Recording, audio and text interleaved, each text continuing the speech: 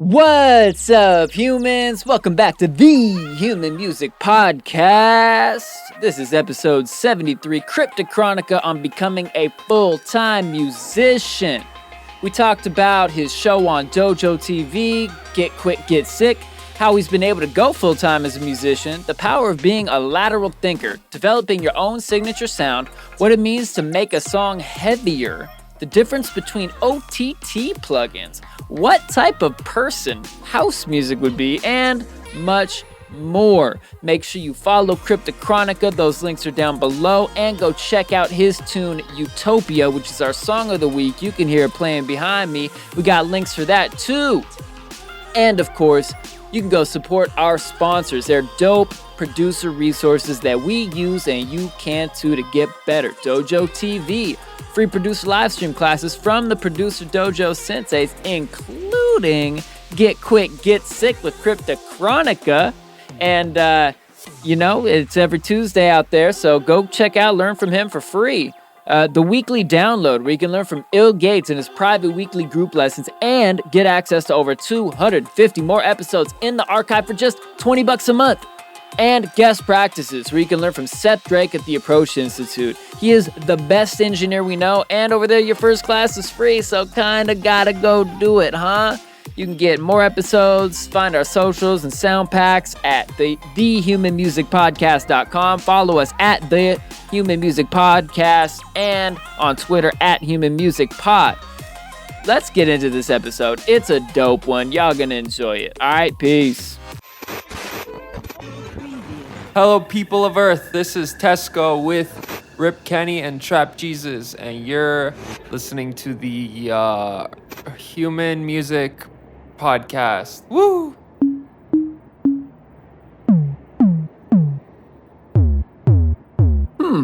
Human Music Podcast. I like it.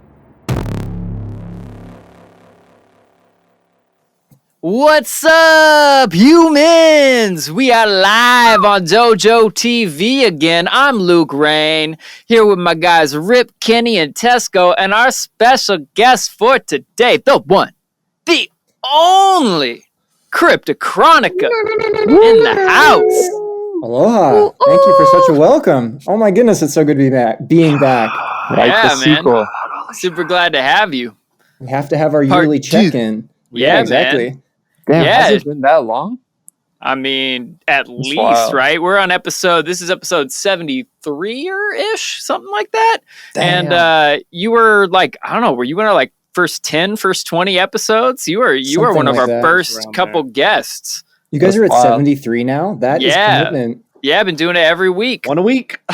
No breaks. Man. Have you missed any? No. Not in releasing. We've had times where we were like a little ahead of schedule and we were like, you know what? I'm kind of tired this week. Can we just do 2 recordings next week? Like, sure, no worries.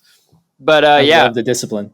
Yeah, just gotta do it for the getting fans. them in. It's the one thing I've been the most consistent on since the pandemic started. It truly is difficult to find a group of homies that would actually commit to releasing every week.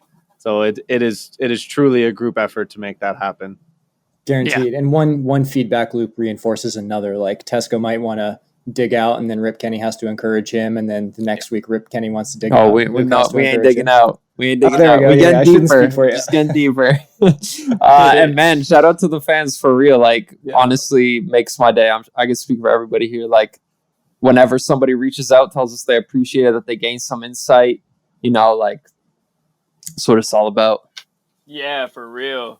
Man, I big shouts out to Rogelio in the house. Yes, met up with me at we ended up hanging out all 3 days of Base Canyon, and he even made me a custom Trap Jesus piece of candy that I'm keeping. It's one of my most prized piece of candy. I'll just say it. I was going to say one of, and then I couldn't think of anything that even comes close. I think it's actually in the other room. I have the pile of all the rest of the candy that I got at this festival, including this one, Bubble Wand. Like, it even had the whole, this is my second favorite piece of candy I got out there. That's creative. It had the bubble juice. I woke up one day without the little thing, and I don't know what happened to it. But I got 2 days. I got 2 days of bubbles.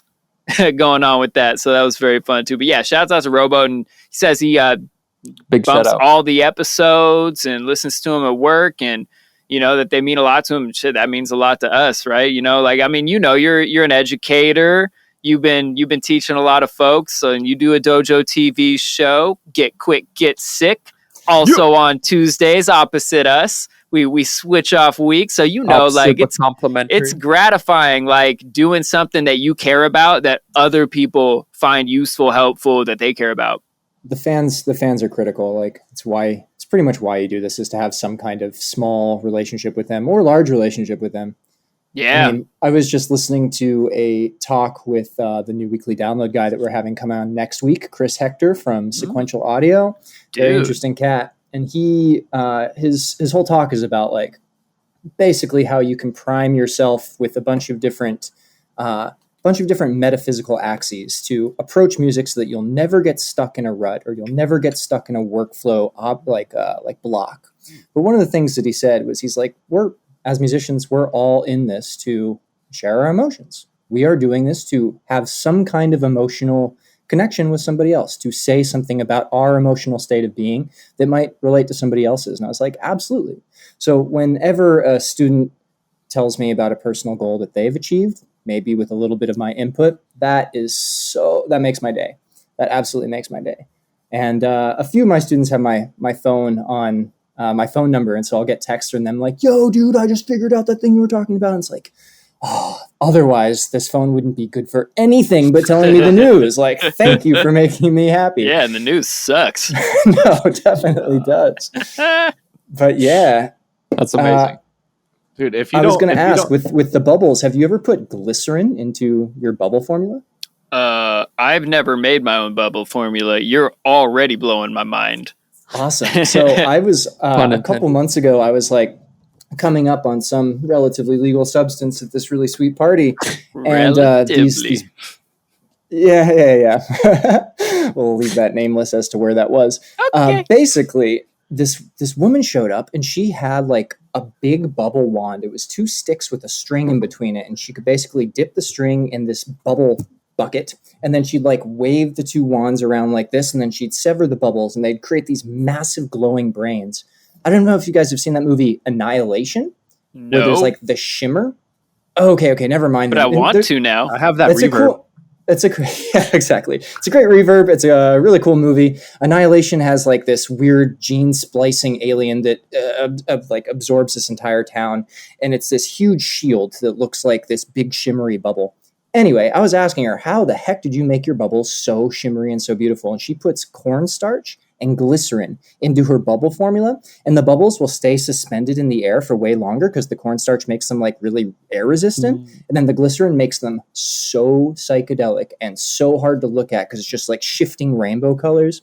If you get the chance and you want to use your candy bubble wand, that might be something you look into. Oh, big shouts to the homie Gus Class. He said he's made his own bubble mixture too before. The secret ingredient is KY. It might contain glycerin. There you go. Way to go, Gus. Man, where is that bubble trying to get in that it needs KY? Right spaces. Well, there's the real Jam. Thanks for joining us tonight. And big up, chat. Man, I was also coming up on some sort of something at a party last month, and I turn around and I just see bubbles floating, and I'm looking at them like, what is different? What is going on with these bubbles? They're like white and milky, and then it hits the garbage can that's sitting there and explodes in a puff of smoke, and I'm like, ah! Did anybody see that shit? And it wasn't until a couple minutes later that I saw people a little further away blowing like huge vape clouds into a bubble machine. Like, okay, and I get it now. But that moment, I was like, oh, magic is real. That's funny. A bubble ghost. Yeah, that shit was classic. But yeah, man. So for anybody that wants to hear your like full origin story, how you got into music, probably check that last episode you were on. But maybe just give people like the cliff notes of like what, what were the broad strokes of how you got into music, and then tell us about what you've been doing lately. Sweet. Yeah. So I come to the dojo from indie rock and reggae, and I discovered electronic music at a festival, as so many of us have, and was like, whoa, what the heck is this? Like, what are they doing to my brain? And so I wanted to figure out how to do that to other people's brains, and got Ableton on kind of a whim. Really because I was kind of sick of working with other musicians, and I know that sounds super like jaded, but didn't want to carry around so many people say the same shit. Yeah. Having musicians are great, but they're also chat. musicians are also kind of a difficult demographic to work with sometimes. And so I wanted to, see if I could do like a beat and then play guitar over it or sing with it with Ableton. And as I learned more, the craving was awoken in me, and I had to learn it all. I had to learn not just beat making, but sound design. And then I couldn't just learn how to make a hip hop beat. I had to learn how to make a house beat or a reggae beat. And slowly but surely, I was infected with the DAW. And as so many of these viral infections go, there comes a point where you're just like, I need it all. And I discovered Ill Gates opening for somebody, and I was just like, Ill Gates played this. He played one of Hexus's tracks, and he's like, "This is one of my students' tracks. Check it out." And he dropped it, and I was like, "Whoa, okay, this guy knows what he's fucking talking about." And then I pulled the trigger the next day, joined the class, and the rest is history.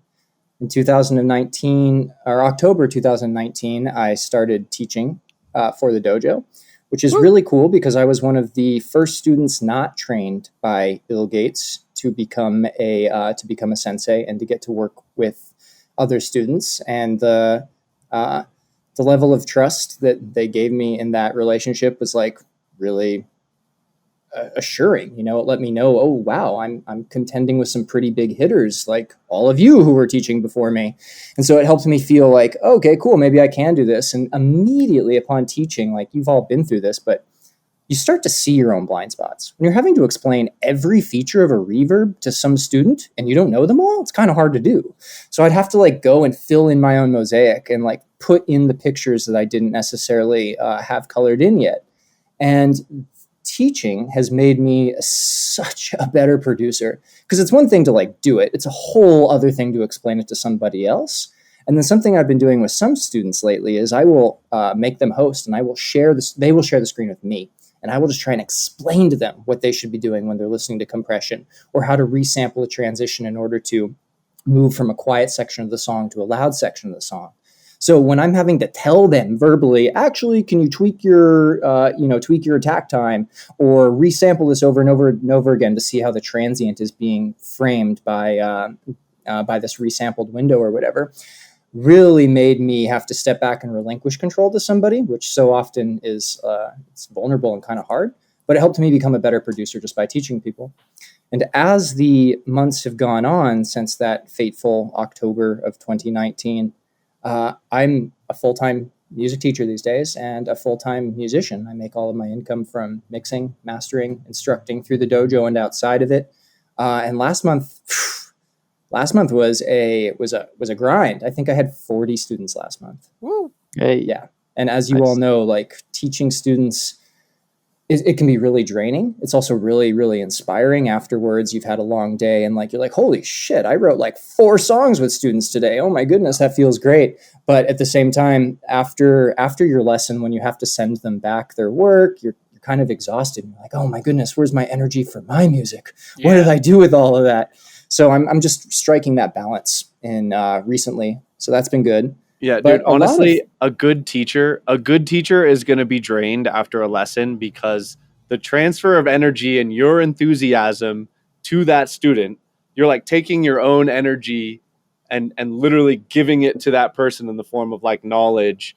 And if you're a good teacher, you're bought in and you're giving all of your time and energy to that person, you're going to feel drained afterwards. There's no way around it. But I would also say that means, without a shadow of a doubt, you're an amazing teacher. And it's the ones that actually care that show. I wanted to touch a little bit on your Dojo TV section, Get Quick, Get Sick. Being the amazing teacher that you are, kind of what inspired you to have your own show? For those of our audience that might have only seen clips or parts of it, give us the rundown of what it is and why you started it. So exactly why I wanted to start that is there were a bunch of videos that I needed to exist in the weekly downloads that were either like connected to existing weekly downloads but hadn't been fully fleshed out yet. For instance, just doing arpeggios. And I know it seems like kind of like something we would be surprised isn't in the weekly downloads. It's just like an hour of just doing different types of arpeggios. And so what I wanted was a curriculum that I could point my students to that had already been fleshed out. A lot of the weekly downloads all of them are fantastic, but there were some spots in there that I was like, oh, I just want to be able to point out, go and do this one technique or go and see this one technique. So as I would comb through the weekly downloads, there was a list of things that I felt like could have been covered from my point of view or could have been covered in a slightly different way. And so that's kind of what Get Quick, Get Sick came about as, is just to fill in resources for my students that I was working with regularly that they didn't have access to in the weekly downloads. So at first it was supplemental, but then as I started to do them, I got a lot more comfortable interacting streaming. Streaming can be really hard at first, especially when shit's crackling and crapping out on you. And so as things started to go more smoothly, I was like, you know what? I'm actually just kind of having fun with this. And so some of those episodes are kind of just philosophy of workflow or the zen of white noise, for instance, like how you can play white noise as an instrument in order to, if you were going to collaborate with a band, for instance, and they pulled you in, they're like, all right, I'm on guitar and you're on drums. What instrument can you play for us? Well, we could all play white noise. We could all play sweeps for them. We could all play like gated white noise, like we could design hi-hats for them with white noise. And so being able to like manipulate white noise in a jamming kind of setting is something that hasn't been covered in the weekly downloads. And I was like, you know what if this would be a fun thing to do? I go in there and a couple of the Get Quick, Get Sick episodes are just about like preparing your nighttime session. Often Dylan is talking about this, and there's so many episodes where he's building mud pies. And so I wanted to complement some of the mud pies that he builds, which are almost entirely synth-based mud pies. And I wanted to make some mud pies that were toms or some melodic mud pies or how to just prep a shit ton of different vocal chops. So in Get Quick, Get Sick, I looked at a bunch of different chopping formulas using the session view and follow actions and setting them up with random chopping clips. So that way you can cycle through the follow actions, chopping different sections of vocal chops in order to combine all these little random slivers of music into one mud pie and then kind of scrub through it and circulate through it and find something useful later on. So a lot of Get Quick, Get Sick is just it's just like an add-on. It's a nice sort of supplemental salt on top of the margarita that we would call weekly downloads. Nice. Yeah. What's your favorite so far that you've done in Europe? Oh, that's such a good question. My favorite one's probably the nighttime session with Kryptochronica, where I provide I just build a bunch of ingredients in a nighttime session for 50 minutes, and then the last 10 minutes of that hour session, I cook it into a track. And so that's a good way for people to see how so much of the work that we want to be doing is kind of this prep work, is this work behind the scenes where you're chopping the vegetables and you're skinning the potatoes and you're saving them in the fridge, getting ready to pull them out for the 7:30 dinner rush. And so that's kind of what that episode is. And that one's a lot of fun because I'm drinking beers and I'm a little bit, I'm just very loose and casual and I don't have any cats bothering me. Somebody mentioned the other day, they're like, it's not a Get Quick, Get Sick episode that's complete without some animal begging to be let in or some animal jumping up on Chris's computer. Because like I was saying before we started, I've been doing a lot of house sits this summer. So I've had a lot of new family furry friends introduced to my life. And sometimes they have demands that don't work well with streaming. For sure. So how has that been going? How long you been doing that now? And what initially kind of inspired that? And how does it integrate into your overall music production career and being able to self-sustain as an artist? Yeah, that's a good question. So I think when we last spoke was right after my EP came out, around October of 2019. We spoke around then, and I think I told you guys then that I came up with that EP driving around New Zealand, living in a car for 6 months. And that's where I was like, just really, really driven to get into teaching. I did not want to have to go back from that New Zealand trip and go get a 9-to-5. So I was like, this is my way out. If I can teach for the dojo, that's some stream of income that will hopefully keep me afloat so that I don't have to go back and get a boss. Basically was able to push through and do that and then started teaching thereafter. And so travel has always been very much a part of my musical ingestation process, where I take in a bunch of ideas, take in a bunch of new stimuli, and then it percolates and filters through my process, and then it'll come out as music later on. And so this was kind of a continuation of that. As you all know, 2020 was a difficult year for everybody. And so what had happened is we had stopped traveling and we settled in Denver at the beginning of 2020, literally 5 days before lockdown. We got a bed in an empty apartment, and 5 days later, lockdown happened. So we were just like, okay, well, good thing we at least have a bed. And as basically played one show, and then everything came crashing down, which is to be expected. So in that time period, lockdown was the first time I had been sedentary for quite some time. And also in that time period, my girlfriend, she's a saint. She's a complete hero about this. She's a travel nurse. And so what had happened is in the June of 2020, when New York was going off and there was tons and tons of cases, she went up to New York to help with the surge and was working in like a field hospital, taking care of, wheelbarrows of bodies. It's fucking crazy stuff. And that was a really difficult time period for both of us because we were away from one another, and she was working, 80 hours a week just trying to manage this COVID crisis. And I was alone by myself with my computer in an empty apartment with nothing but a bed. So it was a very isolating experience. But the beautiful thing is, of course, the dojo is an online community. And the dojo was so powerful to many of us during lockdown, when we were able to maintain a sense of unity and have our meetings and still have some wisdom coming down the chain. So it wasn't as bad as it could have been for some people.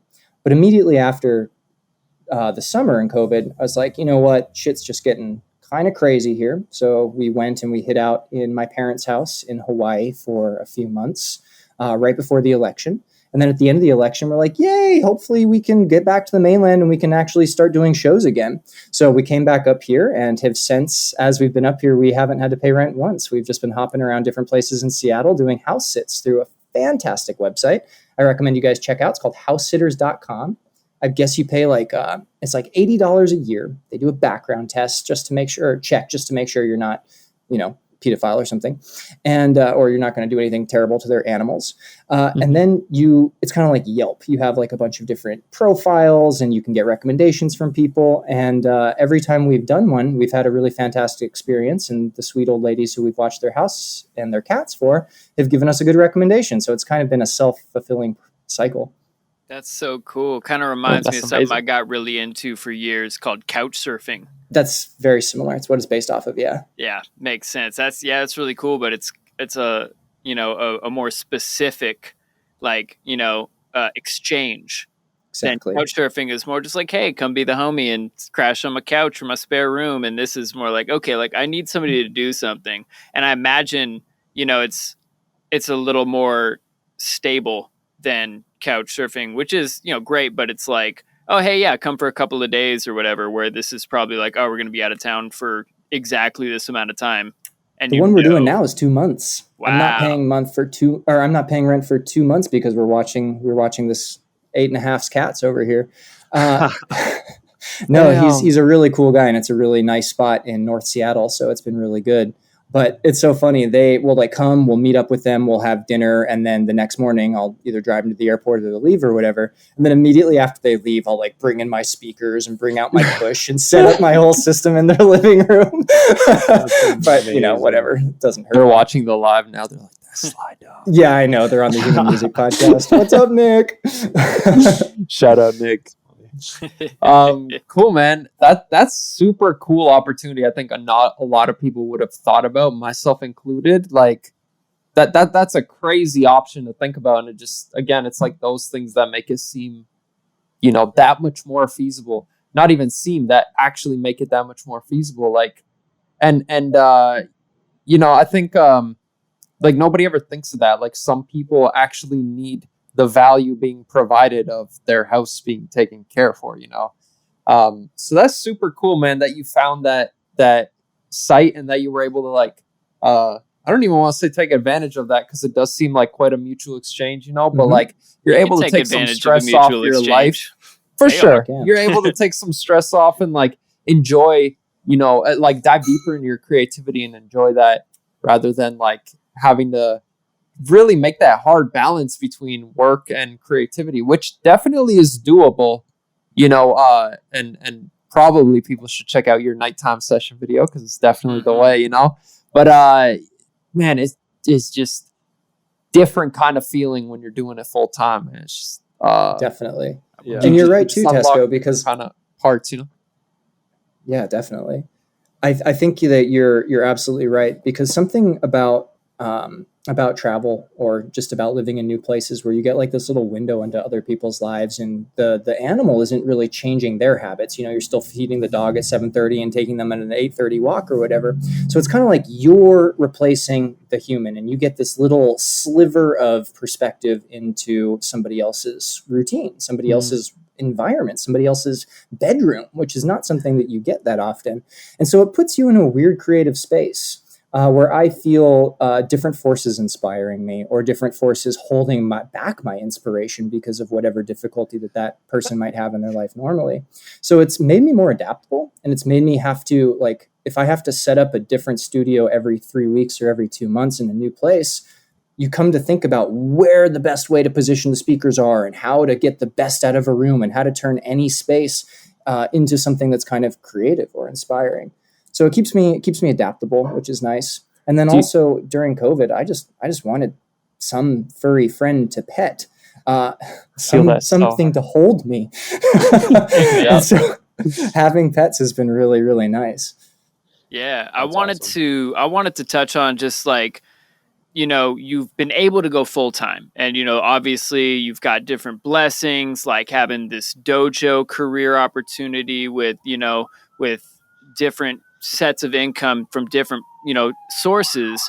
But there's a lot to be said that people can learn from about lowering your overhead. Like, find creative ways to lower your overhead. Like, I know folks who are like, oh yeah, I'm really going to do this music producer thing, so my solution is to get a 2-bedroom apartment for myself, so I can have the second room for the studio and still have a living room and my own bedroom. And I'm paying an exorbitant amount of money for this apartment. And then because of that, I have to work 80 hours a week just to afford the apartment. So I never go in that studio room, and get like those catch-22, like golden handcuffs moments where it's like, you know, you got it for one reason and then you don't even get to enjoy it. Right. Whereas you're kind of going the opposite route. It's like, I make my studio wherever I am, but I get to go full time and spend all my time on music because I found a way to eliminate large costs from my budget.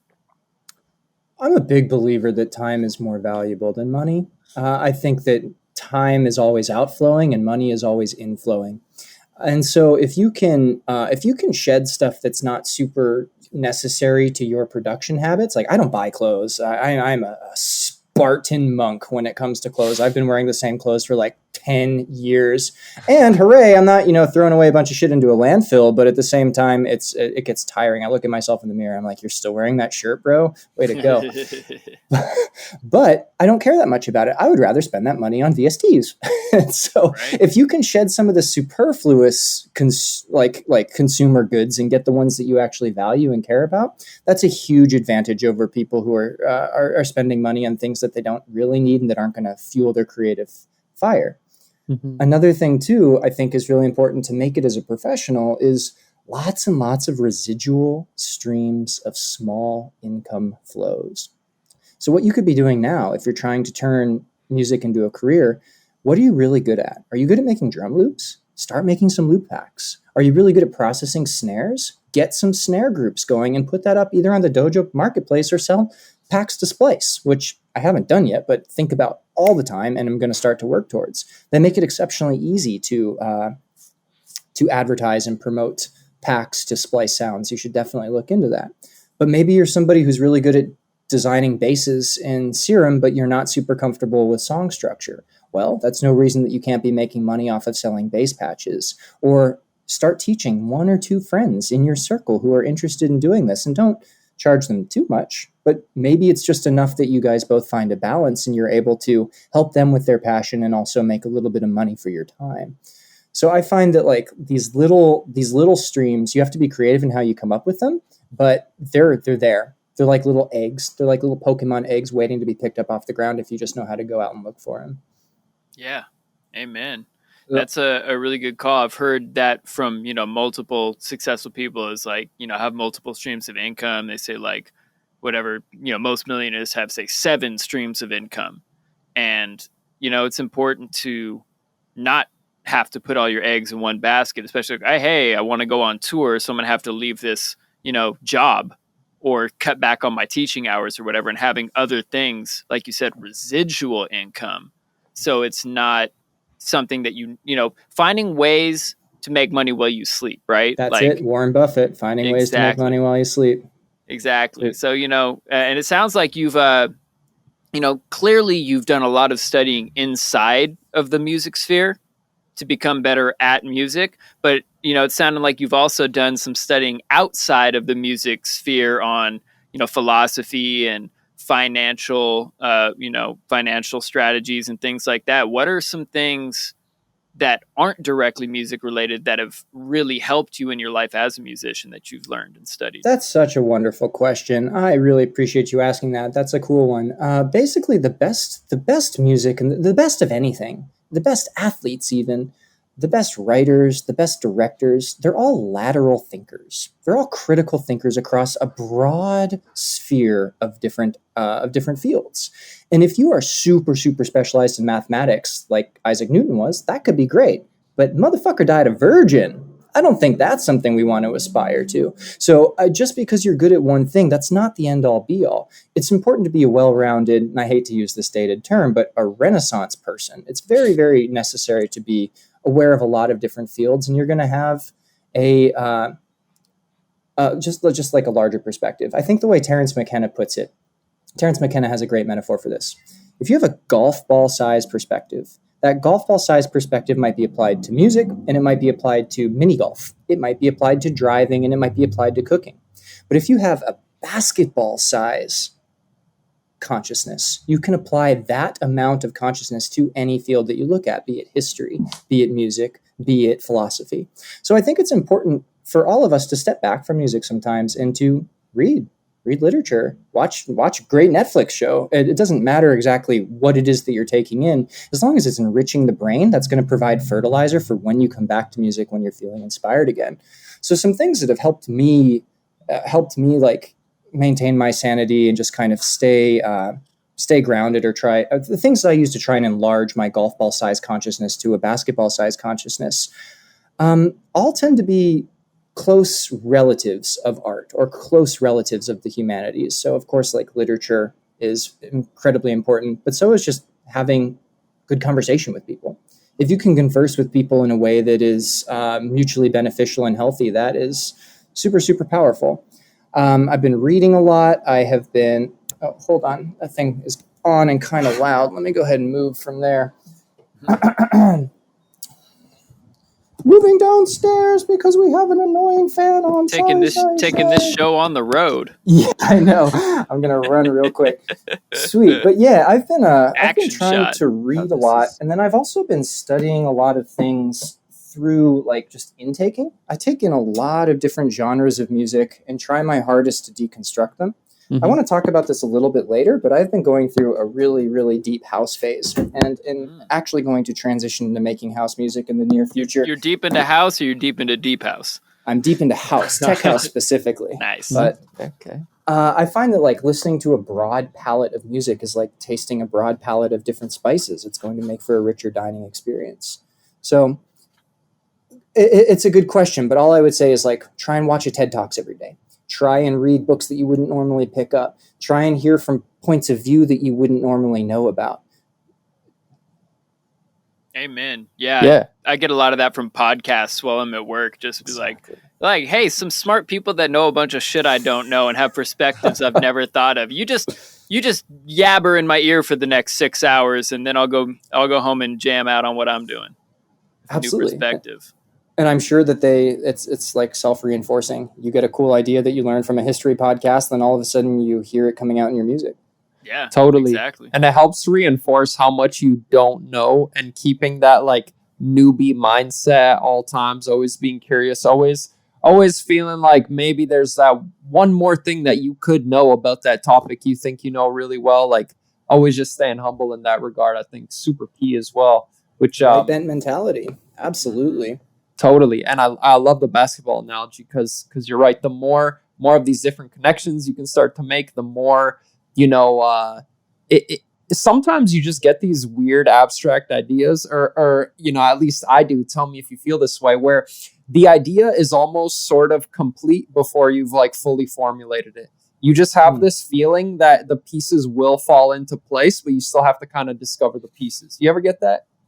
I do. So yeah, I think it's stuff like that. Like you said, just knowing about a bunch of topics. Like, I definitely feel like when I bring it to music, for example, there might be a drought phase where I'll still write, I'll still prep, but nothing that solid comes out, and then I might hear a word or see an image or something, and then bam, like whole track out of that. But I don't know. It's weird how all these things kind of fall into place. You never know what's going to be like that one connecting piece. Maybe that alone does it. Maybe that alone triggers a thought that's been like bubbling up from 10 different other things you picked up over the last 10 days. Who knows, but I definitely agree with you on that point. For sure. And it's like a physicist can't just know physics. They have to also know mathematics. They have to have at least a cursory understanding of biology and geology and how tectonic plates move. They have to understand certain like air chemistry phenomena so that they can understand how far waves are going to transmute through the air itself and how they're going to affect the human body. They have to understand a little bit of biology so that they get how the inner ear reacts to the way sound wave hits it. So you can't just know one thing. You want to know 10 things, and from those 10 things, you want to extrapolate it to know 100 things. And from those 100 things, you want to extrapolate it to know 1,000 things. So the more you know about the sciences, the more you know about the humanities and these things that entire lifetimes have been given to. People have spent their whole life just studying a fucking pit in the ground in Hungary where, a few cave people died 12,000 years ago in order to further enrich this legacy that we all then get to share. Like the more you know about all that stuff going on, it just all kind of helps you be more rounded. And I think that will really come out in your music because basic people tend to make more basic music and more thoughtful people tend to make more thoughtful music. So I think you just got to kind of ask like what is your intention? If you're trying to make music that is solely about making money, there is a lot of thought that goes into that. Yeah. The people who are making big money, they're doing some things really thoughtfully and really right.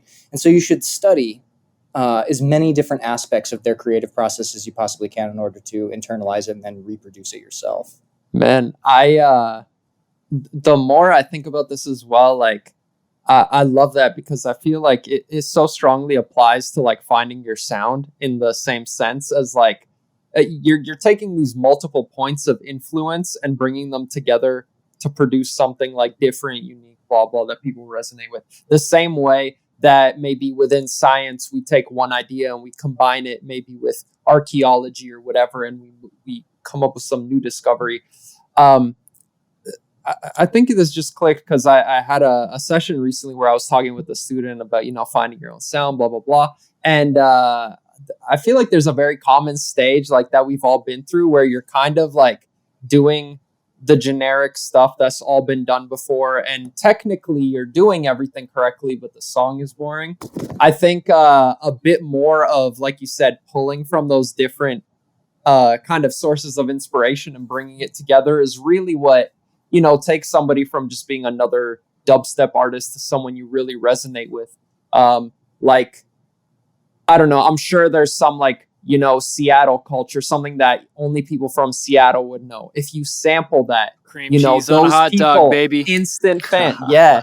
You throw in a sample from The Legend of Zelda, I'm going to be an instant fan. Immediately that provides a lot more depth. The boy, Rip Kenny here, he's bringing back that nostalgic like rock feeling that we all felt from that like golden era, and like re-delivering that in a fresh format, like everything, like if you break down all of the components, they've been done before, but the combination itself is what brings that together.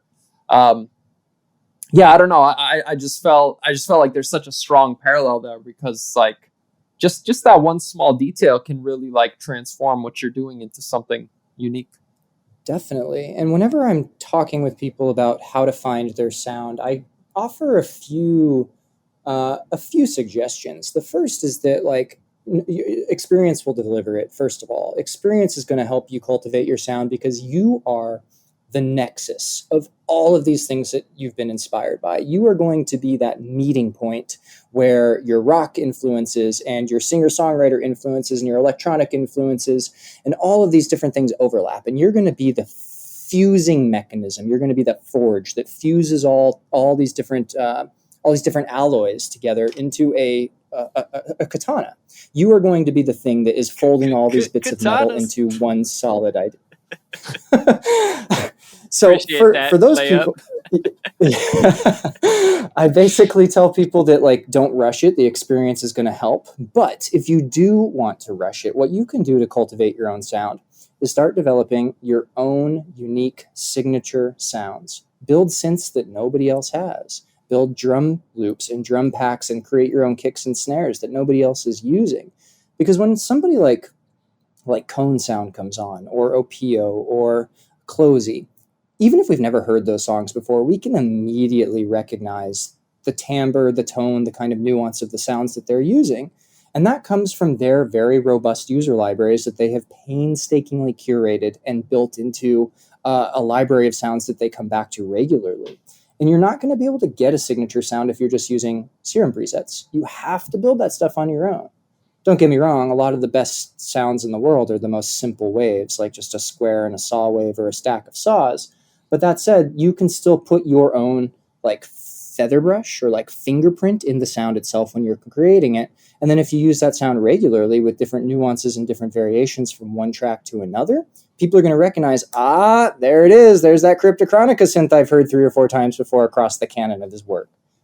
So on that note, speaking of fingerprints, what would you say is the Kryptochronica fingerprint? Obviously, before we talked about, textured drums and the cool wonky basses, but a lot's changed since the last time we caught up. And I'd love to hear a bit more about what's been influencing you since then.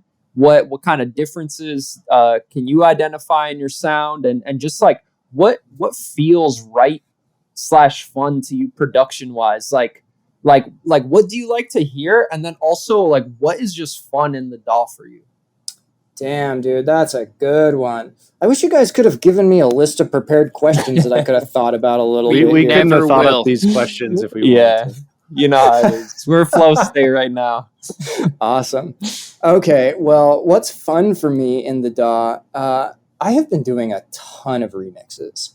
And honestly, it's a pain in the ass because it's my best work. All of my best work has been remixes, and I can't let any of this shit out. So it's been good for like live sets or Twitch sets or whatever, but I did this Lana Del Rey remix, which was a remix of her remix of a Sublime song. So, we're getting super Inception-y with this all. But it's definitely, every time I play that track, the dance floor goes fucking mad, and I'm just like, damn, I should be remixing a lot more. So I've been having a lot of fun doing remixes, and I am currently in the process of remixing Smile by Lily Allen. I'm remixing Incubus right now. I am remixing I just remixed the Rip Kenny track. Dylan liked it, but he didn't like it enough.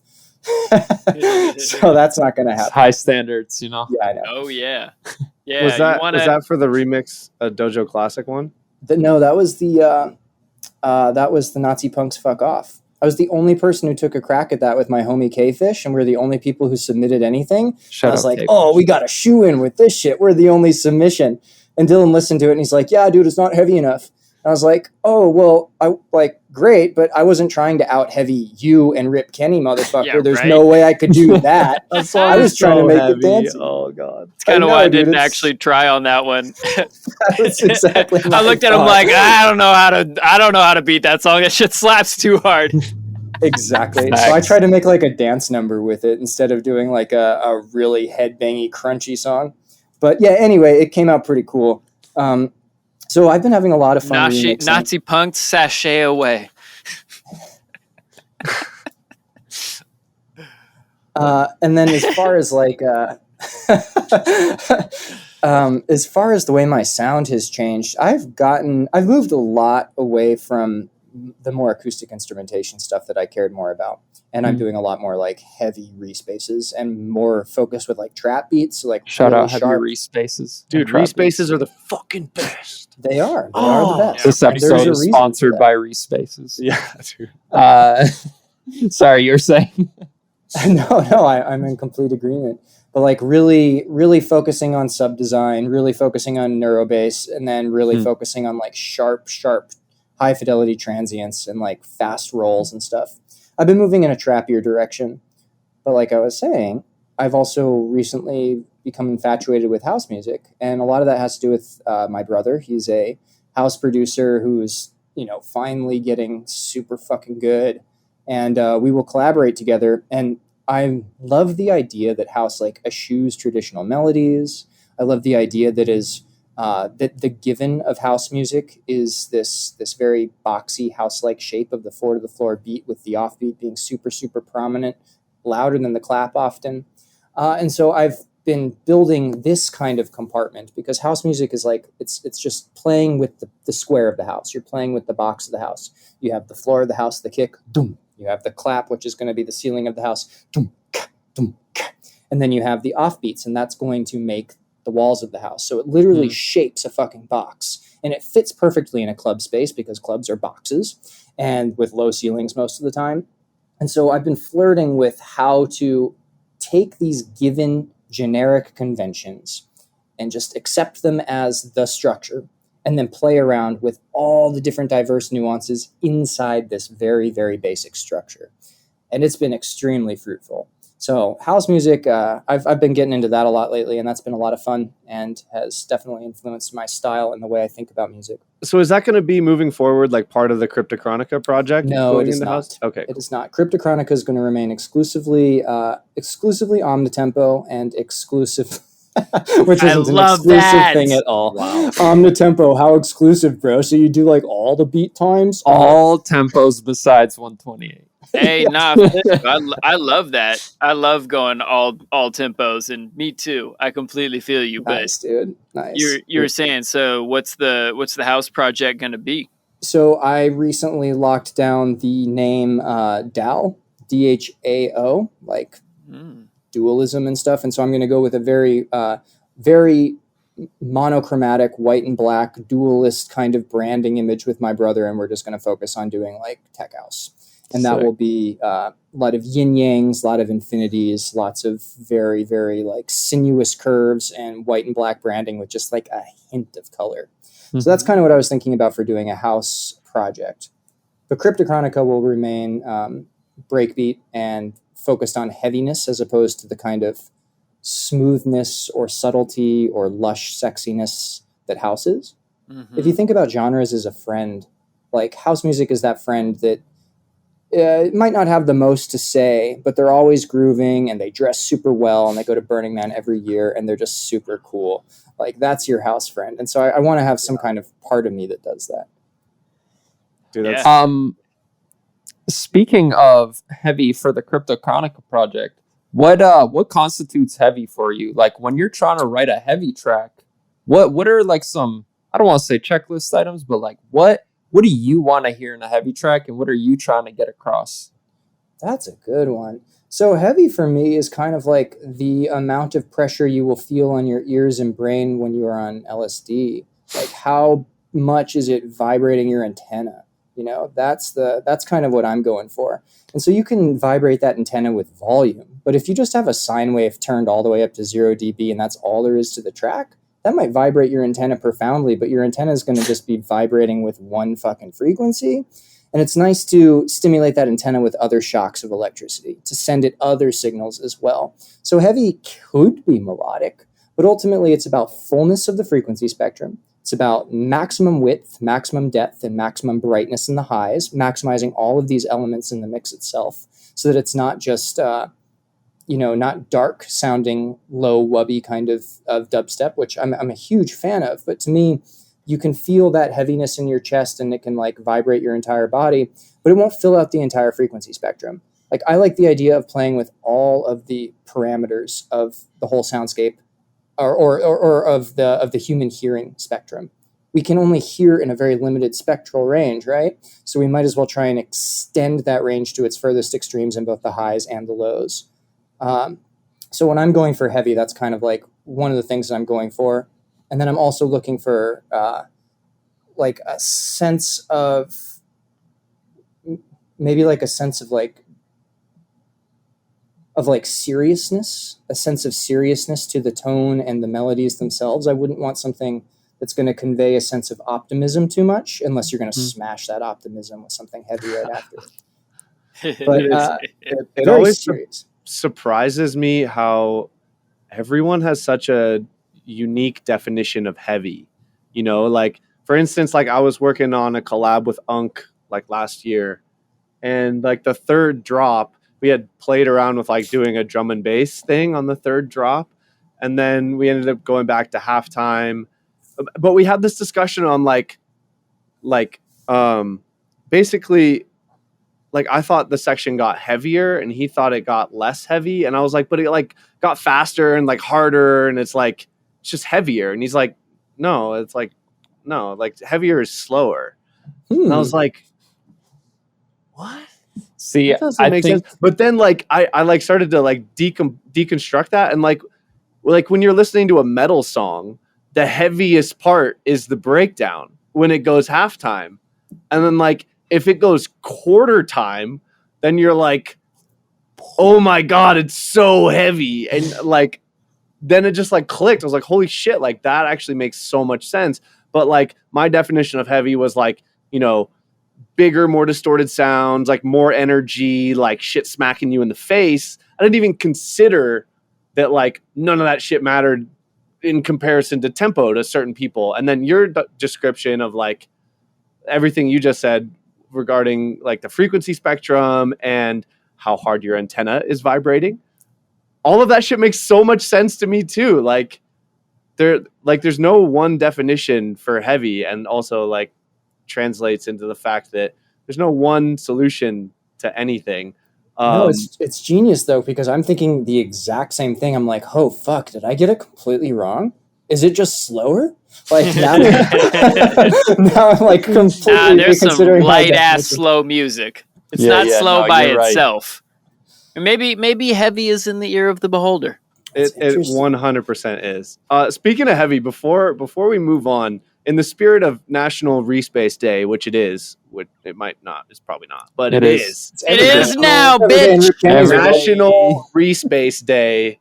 I have a real good question for you after this, but I would be remiss if I didn't ask you, what are your favorite techniques for making a chonky respace? Oh, bro, Only you chonky ones.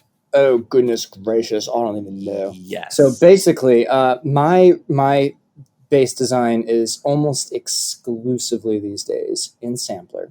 And what I will do is I will generate a wavetable using operator. I will basically take a sweep starting with a sine wave. So the first operator will be a sine wave. And then you sweep up all the FM frequencies in this FM linear routing mode so that teal goes into yellow and blue goes into teal that affects yellow in the typical linear FM routing of operator. And I will sweep them all up so they all turn up in volume. It'll start as a sine wave, and over time it becomes FM'd out and really, really frequency rich and really chaotic. I will resample that. I will then throw that into Serum, and inside of Serum I will import it as a wavetable in the key that it's supposed to be. So if you go to your index editor inside of Serum, you can enter a formula. And if you record the lowest note that you're going to be using, normally a C0, if you put in C0 in that enter formula queue, you can basically set it so that anything you import after that is going to be read as a C0 note.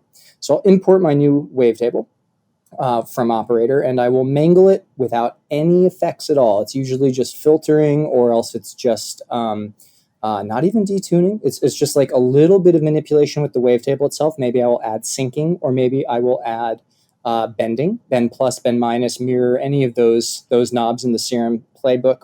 And then I will resample that out. And then I do all of my regenesis and all of my detuning in sampler. And the trick for making sampler work is to use stacks and stacks and stacks of detuned samplers in a parallel chain with one another. That's the way sampler gets multi-oscillated, because normally sampler is just a single oscillator. So I'll take in my new wavetable without any detuning, because that'll fuck with the fidelity of the sound. And it can kind of make it smeary if you do it before you do it in sampler. So I'll throw it into sampler. The first thing I do is I map all 16 macros that I'm able to different controls inside of the sampler device. So the FM, the glide, the ADSR, of course, as well as the looping and the filter peak and the filter looping. So that way you can put in the chops and the wobbles and the different bends. And then what I will do is, after that has all been macroed out, all 16 macros have a different destination, I will duplicate the device down. And in the new duplicated device, I will go to the sampler window in the pitch oscillator tab, and I will detune it some. And then I will turn up the spread.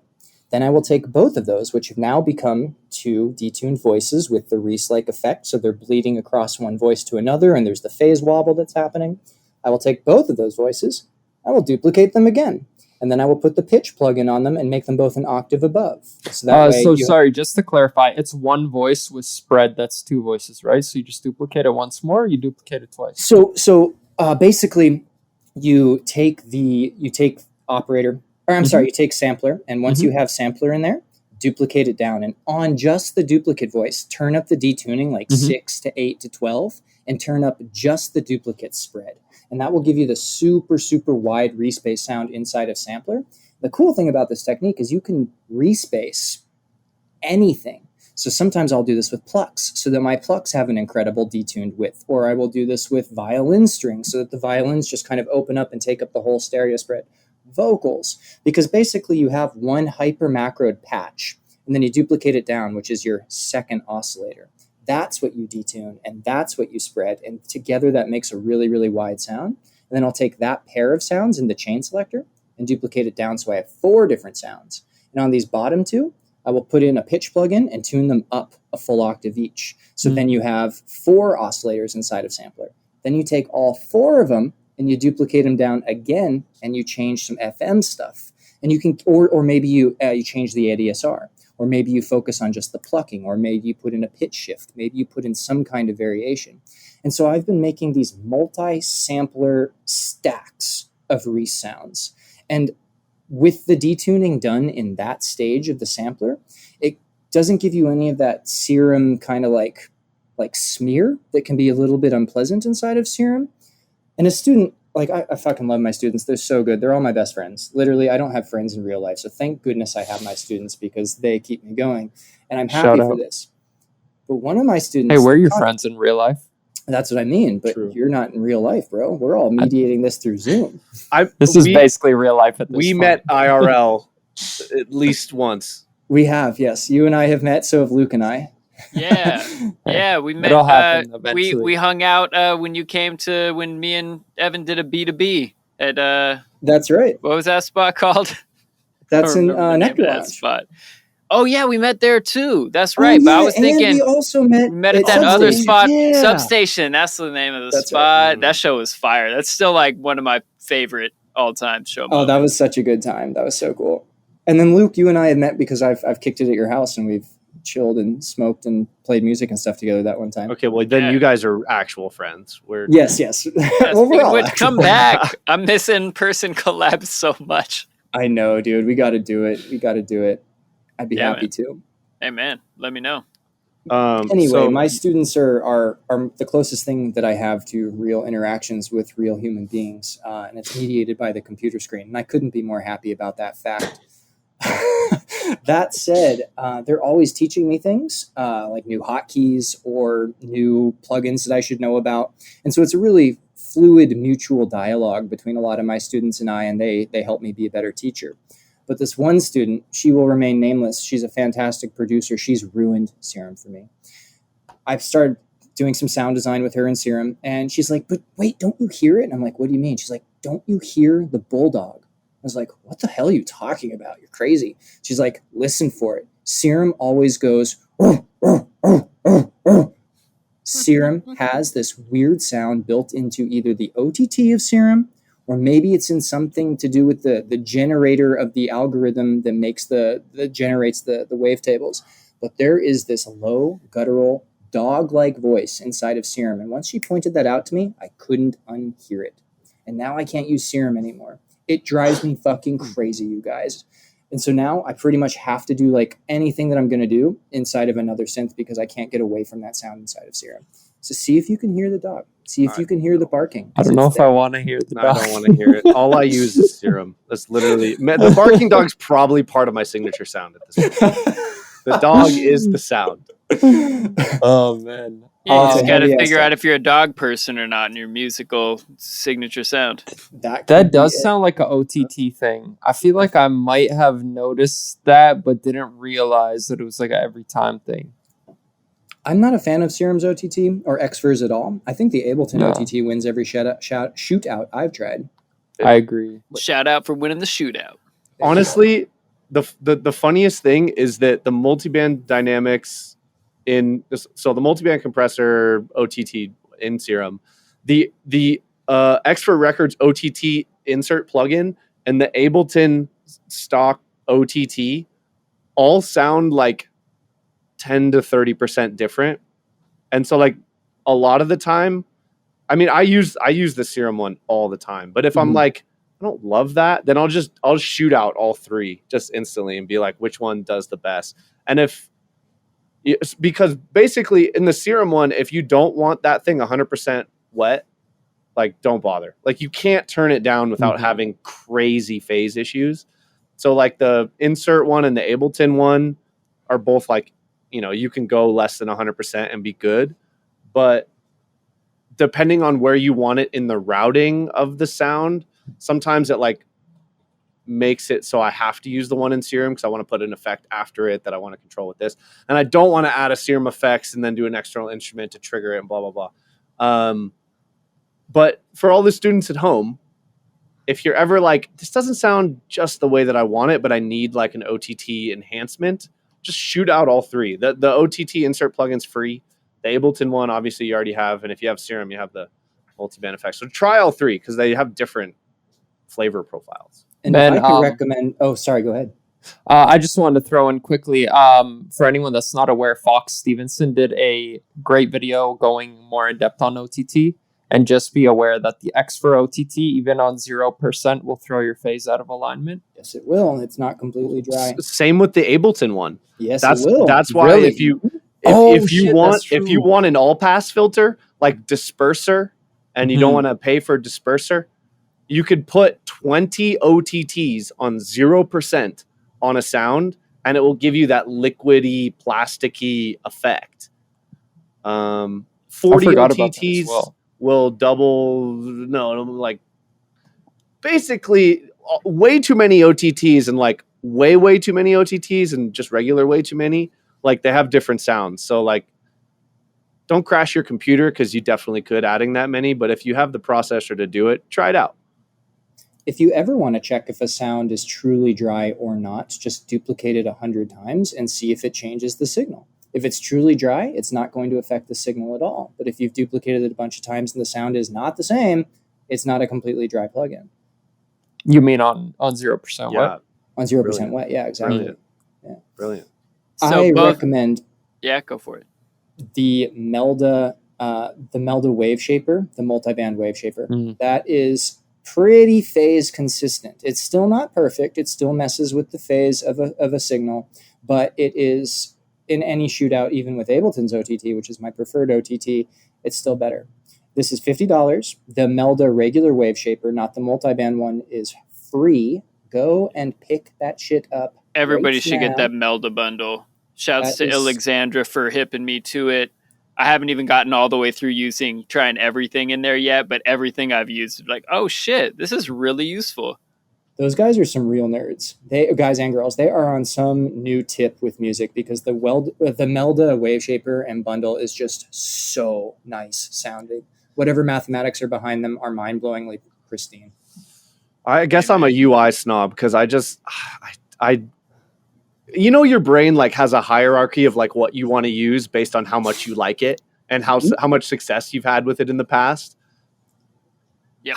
I just never reach for the Melda one because when I open it up, it doesn't give me that like, ooh, I'm gonna fuck some It's shit ugly. up today. It's like, It's an ugly plugin for It's sure. high key why I love using anything from FabFilter, because their UIs are just so good. It's so like, easy to use. It's intuitive. It's pretty. I mean, high key, like that's one of the major reasons I still use Reason. Like I get mad at it sometimes. Like 12 just came out still without fucking VST3 support. Jesus Christ, guys. I wish you were listening so I could talk your ear off about this problem.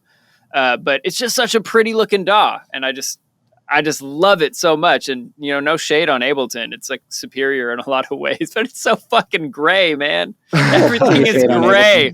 I live in Seattle. That's all I get anyways. 9 months out of the year. How am I going to come in out of the gray world into a gray DAW?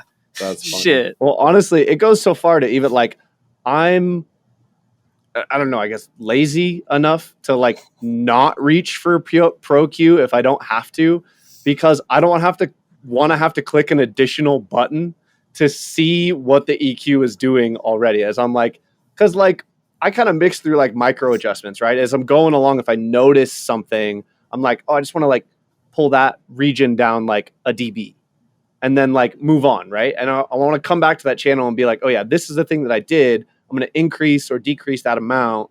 And like sometimes with a Pro Q, I'll have it like you don't want to have to pop out the VST window. You'd rather use something native. Exactly. I do feel you on that shit. I'll forget what move I made in that Pro Q if it's like at the start of the chain and I'm like adding stuff down here and I'm like, why does the low end have no power? And I go back and I'm like, God damn it. I had a Pro Q on that was like cutting all the lows right here and I forgot it even existed because it like minimized. And so there's no right way to do it. I hear you, dude. The Ableton EQ is a powerful, powerful thing. Yeah. Except for cutting out low end, apparently, because you need like 3 in a row. Well, if you're cutting out low end to something important, you should use a linear phase EQ for sure. anyways, which is the only linear phase EQ I use is Pro Q. And also, shout out Seth Drake Approach class. If you've watched that, you know that the zero latency mode on Pro Q does a different thing than the natural phase and the linear phase. And then if you go deep enough to understand what the differences of those are, then you're like, okay, I want to just reduce the energy of this section without reducing the focus.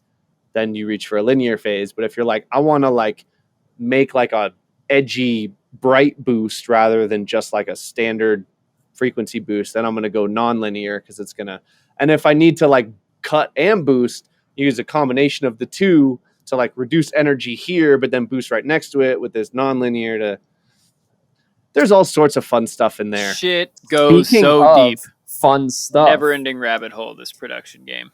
Right. Speaking of fun stuff though, for anybody that loves Soothe, as we all do, there is a mode within Soothe where you can set the playback.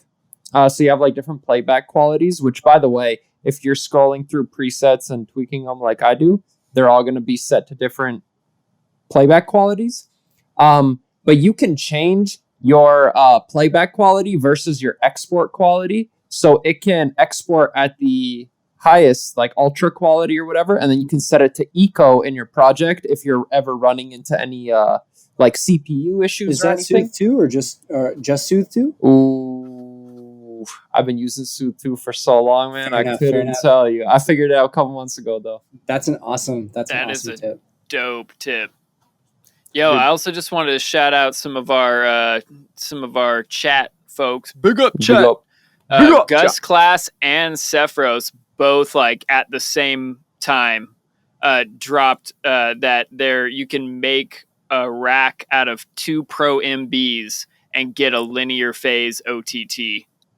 And then in the chat, Gus dropped a Crank Sinatra tweet with those racks built, along with some other cool looking racks in there. Mm-hmm. So nice, Gus. Thank you. Yeah, shouts to Gus. I quickly opened up an extra tab for that. Yeah, me too. Like, oh, don't lose this shit. But yeah, there's there's always a different way to twist something or use a tool in a way that you didn't think of, or maybe it wasn't intended. And, you know, that's how you come up with cool, happy accidents and change the game, right? Yeah. I wanted to return to kind of a more macro question that I had for you, Chris. So I'm really, really glad that we touched already on the things that you're doing lifestyle wise, financially, that are allowing you to be a full-time musician. But the ethos of this podcast is diving into the nitty gritty of going from an amateur to a professional musician. We're all somewhere in that process. And what most other podcasts completely overlook is the details from like almost made it to like making it to just barely made it and everything in between. Like you listen to a podcast with Diplo, you're not going to learn the steps to go from almost there to there, right? So like some of the things that you already shared are incredibly useful in that respect alone, because it's such a multifaceted approach to be able to be a full-time musician, right? But I also wanted to talk about some of the things in your actual music releasing and overall, you know, artistry strategy that might be, you know, tipping the needle for you. So, you know, in the Kryptochronica project, is there anything that you've learned over the past year or so that is really helping you achieve, you know, more success with your releases, or something you've noticed, you know, kind of boosting your artist side a bit? Anything to kind of help the students that wish they could be where you're at? That's a great question. Honestly, none of my income comes from the music that I do. Yeah. It will come occasionally from shows, but I haven't had a paid show since May, which was really cool. And it was like an outside Hawaii show. And I got that through a friend of a friend. So if you have friends who are promoters, you need to leverage them, and you need to be asking them for favors, and then promise that you'll return that favor in time, because it's a mutual relationship and we are all in this together. And or helping them promote a show that you're not on so that they like you more. Exactly. But yeah, no, music, Kryptochronica is a labor of love. It's not something that makes me any of my money. My money comes from teaching and from mixing and mastering for people. And most of the people that I mix and master for are my students. And so it's a bit problematic, because I love teaching, but I don't want to be a music teacher. I want to be a producer, and I want to be paid to be a producer. I don't want to be paid to just be a teacher. So I'm in a sticky situation that I think a lot of people feel the grind with. Like, how do you move into just being a full-time touring professional, which is what I want. And I think that to do that, like, your network is absolutely everything. Another thing that I've found with myself is only release that which is like high enough quality that it'll stand the test of time. I want to be able to look back on these songs a year or two from now and be like, okay, that was still as of a quality as where I'm at now. So that way I don't ever have any regrets and like want to pull them down off of SoundCloud or go back. No regrets. Exactly. So really, I would have to say that for growing my fan base, which has been growing steadily but slowly, and it does increase, it's an exponential increase, and like what Dylan talks to me about whenever him and I get a chance to speak together, he's like, the first 1,000 fans are definitely the hardest. Once you have that first 1,000, then things kind of take on their own momentum, and they start to accumulate a little bit more naturally and a little bit more exponentially, as opposed to this slow linear slog where it's like 3 people trickle in every fucking month or week or whatever it might be. But in order to generate fans and to get fans, you want to make friends and you want to make gifts for people. So regularly, I will send people who I've met recently songs, and I'll be like, yo, you can follow me here. We met at the party the other week. I hope you're well. Check out this track that I did. This is just for you. Download enabled. I have been trying to make friends with promoters and friends of promoters and DJs and just be in those specific circles. And then when it comes to specific releases, I've been really not bearing any expenses when it comes to Submit Hub and to other promotional pushes for playlists and Spotify and SoundCloud algorithms and stuff. On my last release, Utopia, I must have spent probably like $50 or $60 just submitting to different playlists, and it got picked up on quite a few of them. it was funny when the first responses started coming back in, all of them were rejections, and they all had these really different bits of feedback. It's like, great song, but it's too heavy, or great song, but we don't really like the vocal chops. It's too EDM. It's like, what do you guys actually want? Like, why aren't you being helpful here? Anyway, after a while, Mid-hub can be brutal. Brutal, I mean, dude. it's like 90, like even your best song, like Forever, my best song, I probably submitted to like 70 people on Submit Hub and got like 3 approvals. And that's like the best I can do. And just got fucking shit on.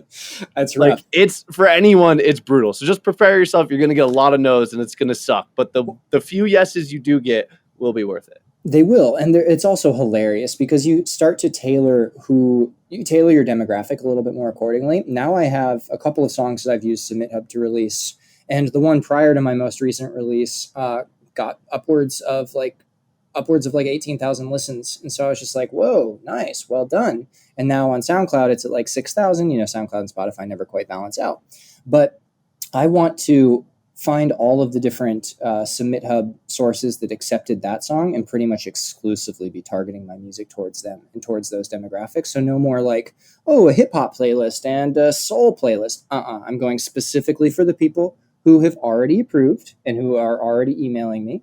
And then I also find that I have to make a chore of it myself every day to get on Instagram. I usually do this when I'm taking a shit in the morning, and I will comment on people's fucking things and just try and engage with them and try and get their eyes on my existence. Let yourself ripple into the ether. Let them see the name Kryptochronica or whatever the name might be. So that way they're just aware of this thing that exists out there. And maybe they don't even think about it consciously, but they've at least laid eyes on it. And over time, it's going to sink in.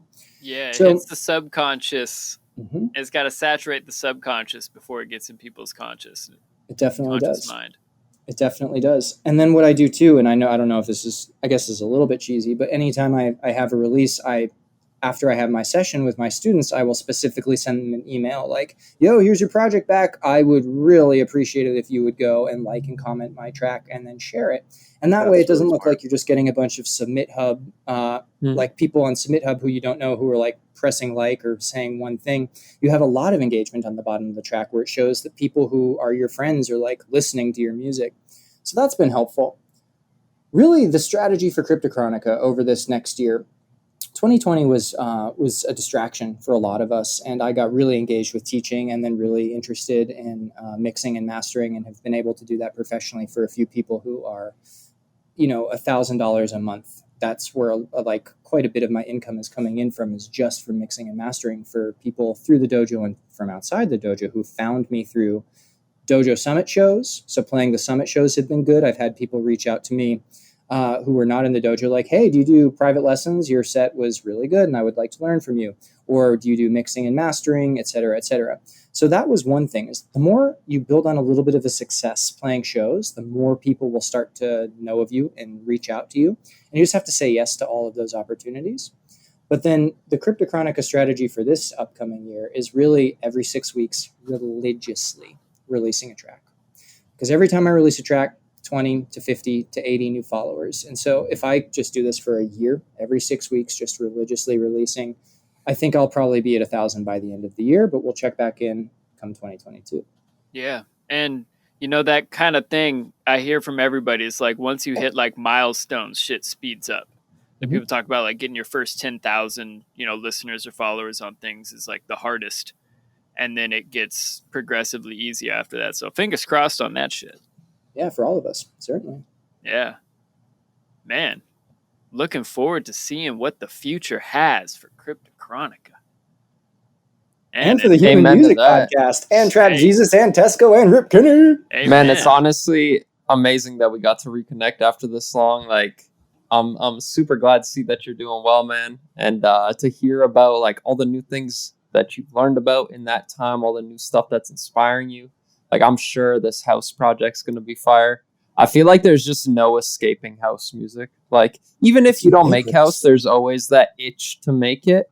And every couple of months, you just go to a house show, you hear a house song, something, and you're just like, I remember why now.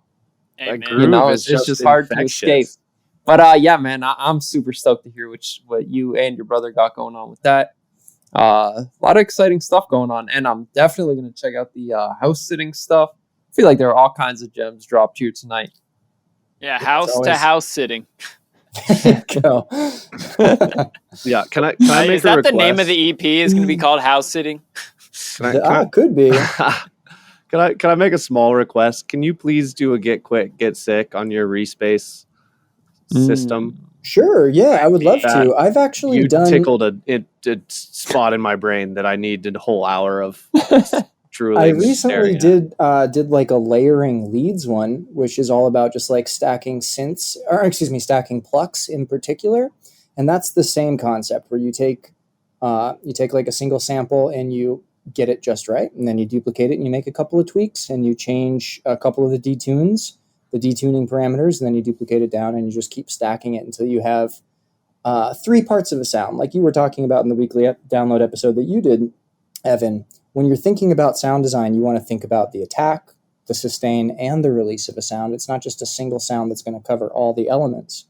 And so when you're doing a pluck, which is mostly an attacky kind of sound, how can you emphasize different aspects of each of these different attacks to contrast and therefore complement one another? And so when I'm doing plucks, I'll usually have like a woody percussion sound, literally a drum sound, be the very first transient, doing like a kind of wood sound. I almost always get a saw wave inside of my plucks because a saw wave timbre in the highs on a pluck sound helps it cut through really clearly. And the rest of that's really open. Maybe you're doing something that's like a wooden nylon string guitar pluck, and maybe you're stacking that with just a bit of violin to get like a nice woody kind of vibe. Or maybe you're stacking your like some a detuned sine wave that pitches down, so you got like a trappy kind of like detuned sort of attitude happening in it.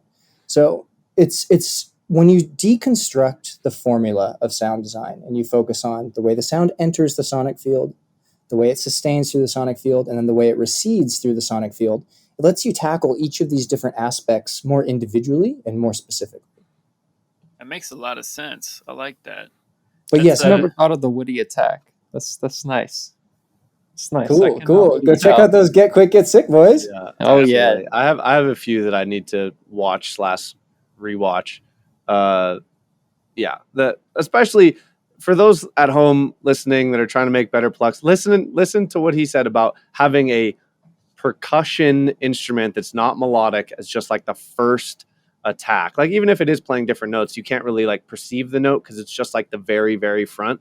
Like most of your favorite music that has like a really defined arp or something has like the front of every one of those plucks is like a white noise stab or something else that's just like ticky, that's not part of the sound, that establishes the transient and then the rest, right? So Man, speaking of white noise, definitely got to check out the white noise one. You were blowing my mind earlier when you were like, you play white noise musically. I watched And as soon as you said that, that'll be on Tuesday. Come and hop in, you guys. I'm going to do the Zeno white noise on Tuesday. Bet. Rock on.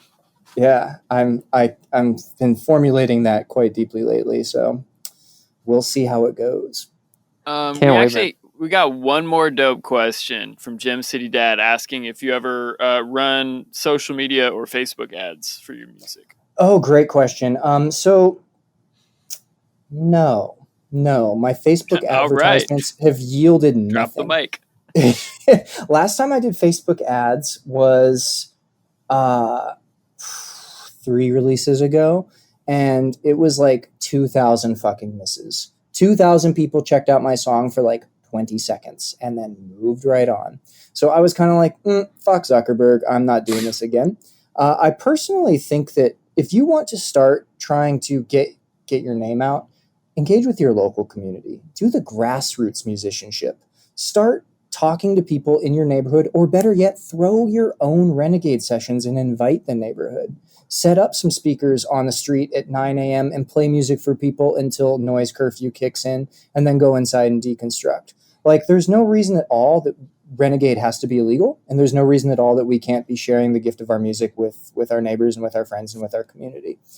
I think, truthfully, that a lot of the people who I look up to and who I've been listening to lately come up from from their locale.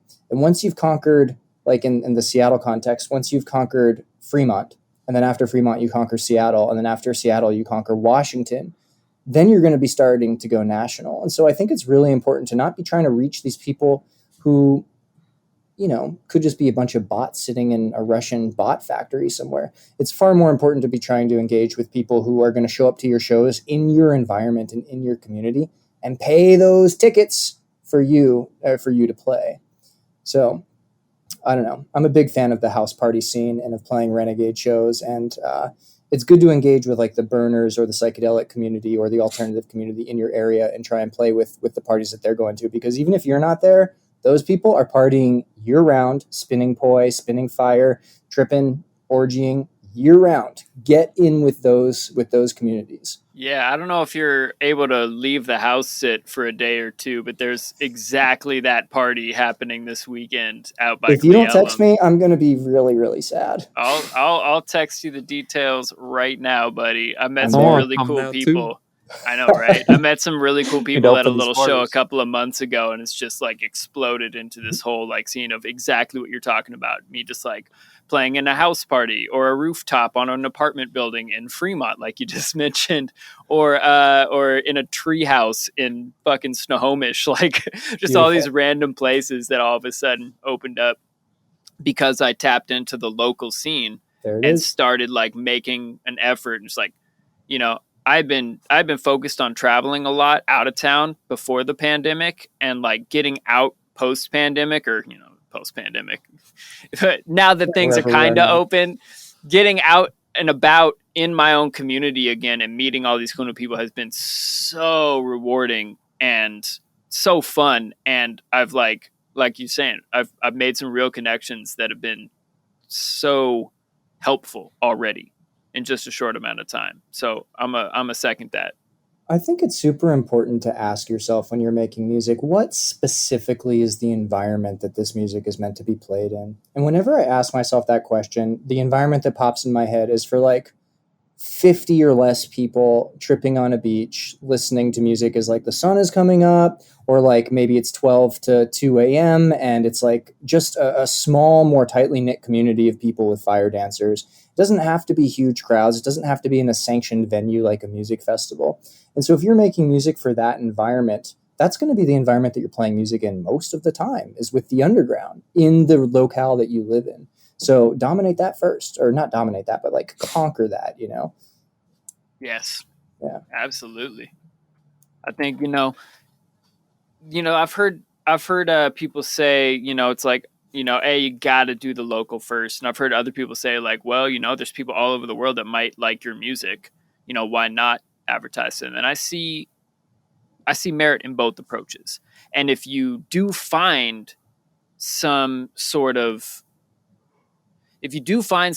like social media way that actually really works to get you fans, rock on, do that too. But I agree, don't neglect the local scene. This is where you actually are. This is where you actually have an ability to make that like face-to-face connection. You know, because somebody like clicking an ad and hearing a snippet of your song, you know, on their phone is one thing, but somebody like you said, tripping on a beach somewhere and being like, oh my God, this set just changed my life. You know, that person is gonna be your true fan. Whereas like that person, the other person had 1,000 other things cross their feed in that half hour they were on Facebook. Their feed. It was fed to them. It wasn't something they discovered or stumbled upon. I just imagine Facebook like making us all foie gras geese, like funnel of media just stuffed down our throats to fatten us up. What a repulsive image. I love it. Right? Exactly what it is. Sounds hella dystopian. Yep. That's life that we're living. Man, now that you brought that up with feed, I'm not going to be able to not think of that image now. Good. I didn't think of it until I said it. I mean, you pointed that out to me, and now it's stuck in my brain too. Well, shit. Yo, any like last words of wisdom you want to leave folks with before we sign off? Great question. Yeah, just I guess thanks to everyone for tuning in, and I look forward to seeing you in the real world and out in the shows once we're safe to do that again. All right, now make sure you give them the best ways to follow you on their feeds, so that some of what's shoved down their throat by Zuckerberg is awesome, and from you, and then tell them where to catch your show. Great. So catch Get Quick, Get Sick every Tuesday, alternating weeks on theproducerdojo.com. Join that shit. Dojo TV is where it's at if you want to get all kinds of high quality input from both Nard and The Joy of Mixing. Sixth Street does a fantastic track feedback every Monday night, and then I do Get Quick, Get Sick, which will get you both quick and sick, which is what we're all in this for. If you care about